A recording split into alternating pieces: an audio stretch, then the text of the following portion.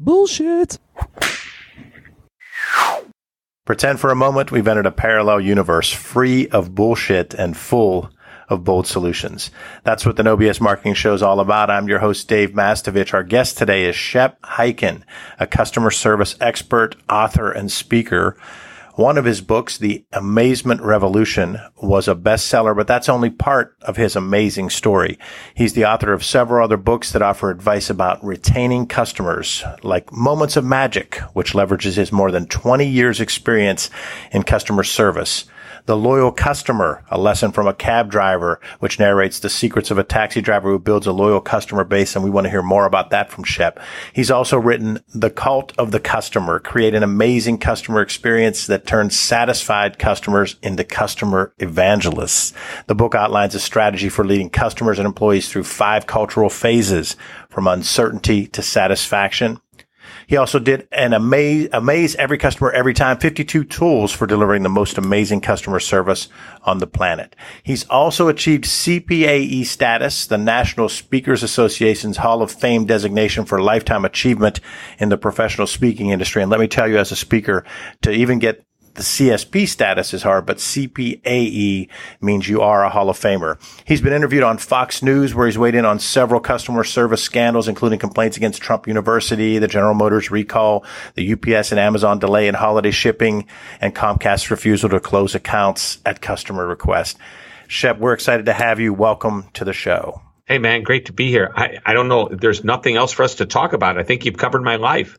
Well, that's the starting point, because I gave the big, exciting things, and you get to tell us how you got there. So, you talk a lot about the need to amaze customers. But before we get to that, like I said in the intro, you've done so many amazing things yourself. Why don't you just walk us through your educational background, your career journey, and how you got to this point and did all this cool stuff? Sure. I live in St. Louis, Missouri, still live there, grew up there. Back when I was about 10 years old, I started to do magic tricks. And 12 years old, I did my first birthday party magic show, first paid performance in front of an audience, 20 little 6-year-old kids terrorizing me, me trying to keep control. Toughest audience I probably ever had. But I came home and my parents were having dinner that night, my brother, sister, my mom, and my dad. And my parents said, "What are you going to do after dinner?" My mom asked me that. And I said, "Homework?" And she goes, "No, you're going to write a thank you note." And good idea. And that was the first lesson in customer service. The second lesson came literally seconds later when my dad said, "Great idea. But here, let's take it to the next step. Next week, after they've received the thank you letter, I want you to call them on the phone. I want you to thank them again. And then I want you to ask for feedback and see if you did a good job." I go, "Great idea." So second lesson in customer service, show appreciation first. Second, get feedback. And then we'll throw a little marketing and sales in there, because that's part of what service is. That allows me to then ask the question. My dad said, if they loved you, then ask about this little boy's sister that you said was running around. Maybe she needs a magician for her party. Or maybe the parents in the back of the room who had brought their kids. Could you get their name and phone number so you can call them? That's exactly what I did. Picked up the phone the following week, found out they were happy, asked when the daughter's birthday was, booked that one, asked for the names and numbers of the people in the back of the room. The woman gave them to me, and I just started picking up the phone and, as I like to say, smile and dial. And within about a year, I was doing 8 to 10 magic shows a week. It's all started because my parents said good customer service, and pick up the phone, call, say thank you again, get feedback, send the thank you note. So, I worked in nightclubs when I was in high school and college, and, continued to do birthday parties for a few years, obviously after, age 13, 14, 15, 16. But that was a good background for being able to get up in front of people and talk. I'll never forget. I would be nervous in front of the kids, and then I got comfortable, and then I was asked to do an adult show. I was nervous again, and after doing a number, I don't know how many, probably 30, 40 of them, I started to feel comfortable. I remember my first speech in 1983 was to about 150 people, and I was nervous. And the second speech and the third speech, and it took a while. And then I got a big audience, 800, 1,000 people. Oh my gosh, how am I going to connect with them? I was so nervous. I was practically shaking. But here's the thing. I just pushed through it, and I knew that if I did the best job that I could possibly do, if I prepared well, there's the one thing I knew I was uncomfortable about, getting up in front of people and not being prepared. So I don't know if it's ever happened before. I know I've been more prepared in some situations than others, but I know what it's like to go in. I think about it. When I was in high school and I used to have to take a test, if I didn't study for the test, I was terrified with what the result would be. So maybe that crossed over into my performance, that if I don't prepare, I become terrified. And I'm not going to let that feeling happen, because that's one feeling I don't want. The other thing, and I know it's kind of off topic, is that in the concept of preparation and making sure I'm ready and not being nervous, I need to go to bed early the night before I speak. I can't stay out all night and then expect to get up and just nail it. My goal is to give 100, and you can give 110%, I want to give 110. I will never get up in front of an audience with the idea that I am not going to be doing, or at least trying to do, the very best possible speech I can ever deliver. So anyway, as I mentioned, doing the magic shows was great as a background. So I went to college. While I was in college, I got into the oil business, which meant I pumped gas. And actually, I started pumping gas for this company back in high school and went to work for them full time. And I went to work for them in the operations department during the day, and on the weekends out in the gas stations. And when I graduated, they put me on the road as a region manager. And within a few months, they said they're selling the company. And a few months after that, I didn't have a job. So I went back to what I knew how to do best, get up in front of people. But I didn't want to be a magician. I saw a couple of motivational speakers, and I said, I bet I can do that. And that's really how it started back in way back in 1983. So I did that, went to the bookstore, bought a book called How to Master the Art of Selling Anything by Tom Hopkins, and I started selling me. And I read a book by Zig Ziglar. Actually, didn't read the book, excuse me. I listened to audio cassettes by Zig Ziglar. Way ahead of your time. Yeah, I know. Zig Ziglar was the most amazing guy. And the tapes were about goal setting. And so within a real short period of time, I'd read that book and I listened to those tapes and I started internalizing it, and I created a plan. And I was only 23 years old at the time. So I created a plan from age 23 to 32, which is a 10-year amount of time. And I knew how much money I needed to make a month for the balance of that first year. And then I said, and they were primarily financial goals. I said, this is what I need to make the second year and the third year. And I worked them all the way up to age 32, how many bookings that would take, how I wanted to raise my fees along the way to make this happen. And I put together a very, very good plan. And by about the age of 30, almost 31, I'd hit my 32-year goal, which is pretty good. So I was about a year ahead of myself. So from age 31 to age 40, another 10 years, I created another 10-year plan. And then I hit those goals, actually hit them pretty, it wasn't that I was setting them low. I thought they were really, they were attainable, but they were going to make my life good. And I was married, started to have kids at the time. And that was really important to make sure that we made a comfortable life and started saving for the future. About the age of 40, or actually a little before that, when I hit those goals in my 10-year plan, I started to look at a new way of thinking. Rather than just monetary, let's take a look at lifestyle.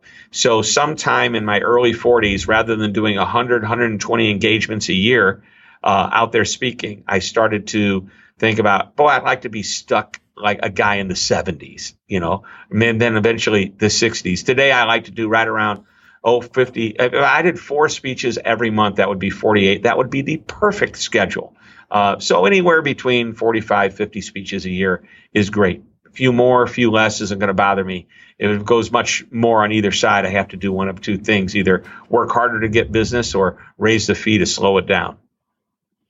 So really, that's kind of where we are. Really interesting. I'm going to go back a little bit. First of all, really cool that your parents gave you some tremendous advice there as a 13-year-old, 12-year-old to do the follow-up, because if you think about it, that is the basis that you probably apply in your speeches and to your clients. Every speech. I mean, and you know what? That's almost any business. I mean, it doesn't matter if it's retail, if it's B2B, somebody buys something, you say thank you.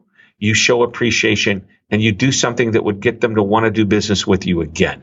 You get the feedback. We all want feedback. I always joke, back in the day, my father said, I want you to ask this question on a scale of 0 to 10. What's the likelihood you'd recommend us to a colleague or a business? The NPS. No, there was no such thing as NPS back in the early actually back when I was a kid. That would be in the 70s. But it was fun to get that feedback. And this is what else was cool, is my dad said, ask what their favorite tricks were. Because I probably did 8 or 10 magic tricks in that, 45 minutes or an hour that I was there. And the parents would tell me. And after a while, he'd say, are there any tricks that nobody ever mentions? Come to think of it, there are. He goes, okay, you need to get rid of those tricks and find something that's better than those. Wow, great idea. That was an unbelievable lesson. And I don't know if he was intentionally teaching me about constantly improving or process improvement. But, I look back today and I go, man, that's what big companies do. Tell me about him, because it sounds like he was a marketer at heart. But did he have his own business? Yeah, he's an entrepreneur, and he had his own insurance business. He did so many different things. His last job before he passed away, he owned a company called Landshire Food Service, which if you go into all the, 7-Elevens or convenience stores, you might see these microwavable sandwiches. Yes. Back in, I don't know if they still have Landshire, but that was the brand. And he had like a territory. So it was kind of like a franchise type setup or a distribution setup. So he had a territory, and he had a nice building, lots of trucks, little warehouse. So he was good. He was good at what he did. We're with Shep Hyken, Hall of Fame speaker and consultant, business leader, all kinds of great stuff already on the No BS Marketing Show. You talked a little bit about preparation as well, and you mentioned something as simple and basic as going to bed early. But I really love the whole point about preparation, because I think it's something that people claim they do but probably don't dedicate enough discipline to. Right. Figure out what the habits are that you need. And when I say habits, I'm not talking about the 7 habits of highly effective people. No, I'm talking about what is it that you personally need. I know that if, I jokingly say, when I'm doing a speech the next day, it's in bed by 10. And in bed by 10 doesn't mean 10:30, 11 o'clock, I'm heading back to my hotel room. It means literally, I go to Las Vegas. If I'm only there for one night, my concept of 10 is to stay on Central Time. So about 8 o'clock at night, I'm heading to my room to go to bed, because I know I'm still going to get up at like 3:30 in the morning. I know that's going to happen, but I'm going to get up and I'm going to be fresh. I'm not going to be tired. And these people pay me good money to do what I do. And I need to make sure that I do good work. And if I do good work and I work my hardest to make it, as I mentioned, if I, and I'm sidetracking, I mentioned this earlier that, I want to do the best job I can, but I want to tell you where that comes from. I know I can't be faulted. If for some reason I don't hit it out of the park that day, it isn't because I didn't prepare. It isn't because I did something wrong. Richard Burton, famous actor, who many young people have no idea who that is. The guy died a long time ago. I barely know who he is. I just love the quote, so I studied him. But he would go on stage night after night, and he was known to say, I want to be so good tonight that I cheat the audience that was here last night. Great quote. That means every day he's trying to be better than the day before. Now, whether he gets there or not, we don't know. Maybe he has the performance of his life. And I kind of feel that's what the best people in any business, any sport do. I mean, I'm a big hockey fan. My St. Louis Blues, I love them. They haven't won a Stanley Cup, but it's not because they're not trying to be the best they can be. I think every night they go out there and they put their hearts into it. And I think that's what we do in business too. Shep, the discipline that you show by just hearing the stories about the goal setting, to be at 23 years old and to set that goal, 23 to 32, to hit it at 31. So then you set a whole next set of goals from 31 to 40. Just really impressive. Talk to me about goal setting, because now you hear so many different acronyms tied to goal setting and so forth. Back when you were doing that, how did you learn that? Was that another thing your parents taught you? Well, again, I went to see, I saw these speakers. Zig Ziglar was one of them, and that's when I wanted to buy his tapes. So I saw that and I learned about it and I bought into it. I said, this is a reasonable way of thinking. I'm very disciplined in that way. Every quarter, I take out my list I have goals for the next quarter. I have goals actually I've got this little, I went to a program called the Strategic Coach up in Chicago, Dan Sullivan. I've been going now for 17 years. I still go once a quarter. And once a quarter, I created my own form based on his tools and a couple of others that I wanted to incorporate into it. And the form has my quarterly goals, my year-long goals, my 10-year goals, and my lifetime goals. And if you open up on the inside, it's what do I want to accomplish this week? And at the end of the week, I look back and say, what did I accomplish, or what were the highlights? Not always tied to the goal, but maybe something happened that was really great. And for the longest time, I would say booked another speech with so-and-so. And then it's like, had the best dinner with my daughter, had the most amazing weekend with my son. And those are now becoming, just kind of like my lifestyle goals started happening as a result of being successful financially. I kind of feel like the things that matter most, as much as I love getting those bookings, and I need to get those bookings, and don't want to take them for granted, what really counts are the great moments in my life that make me feel great. And those are, that's why I don't own a bucket list. I don't have a bucket to put anything in because I don't need the bucket. I'm not saying I've done everything in the world that I want to do. I know there's many exciting experiences that I'm going to have, but there's only one thing that I would ever want more of, and that's time with my wife and my kids. I love it. I often joke, like a lot of people talk about working for the weekend was a song back when you and I were coming up, and then people talk about their vacations. And I say, I've always wanted in life to enjoy a Tuesday in March and a Wednesday in April. I don't want to just be looking for when that vacation is, or just be planning on Thursday saying, oh, thank heavens the weekend's coming. And I like your style there because I feel the same way. It's about your lifestyle and your quality of life, and family is first in my life as well. So it's shared paths there on that goal. Talk about, other than family, who are your mentors and how they've impacted you? Sure. I've had a number of mentors.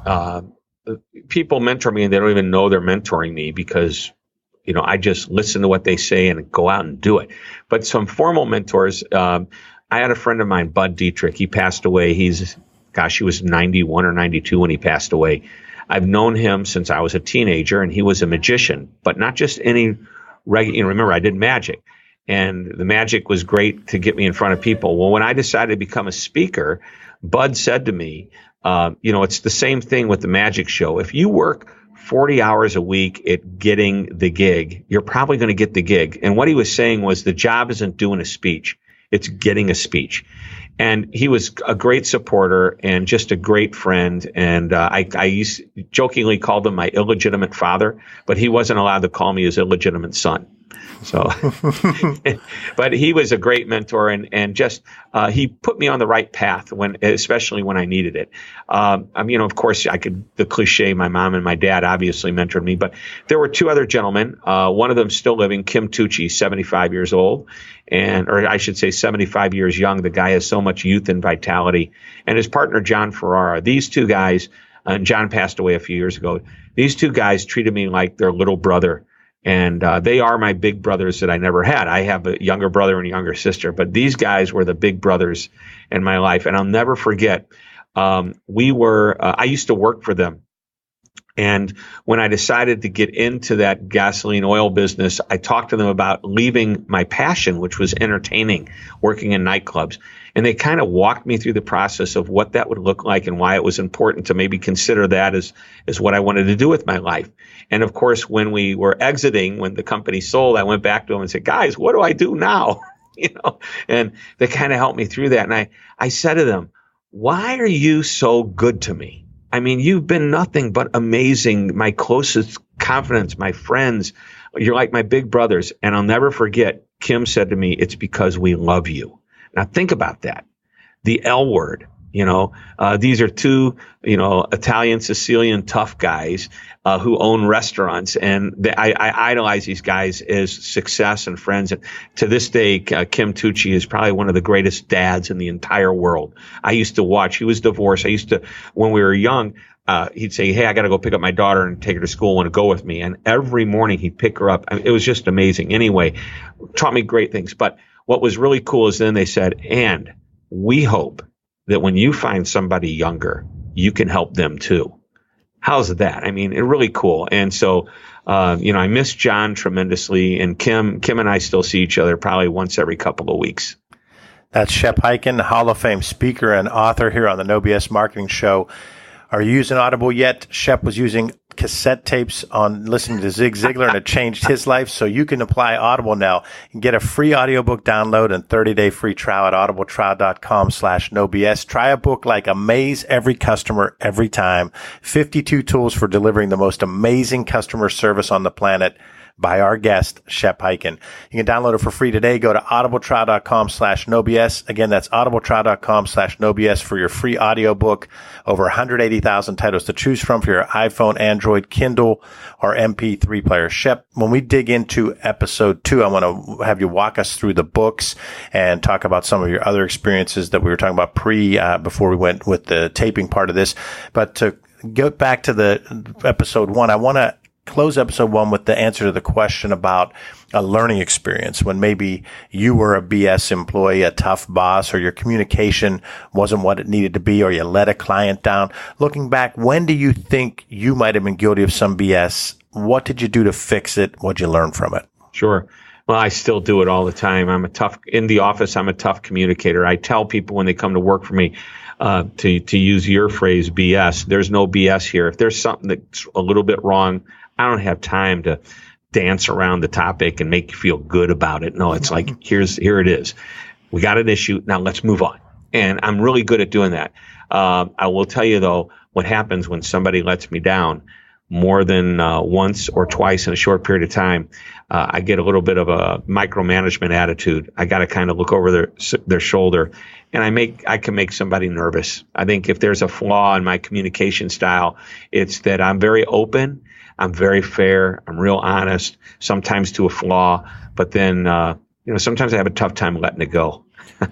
I share that same challenge. So talk to me a little bit about what you've done to try to overcome it, because it's similar. I'm a big predictive index guy, and I'm guessing RPIs might be similar, because that's what it even says in my PI. It says that I'm slow to trust, but once I trust, I give all in.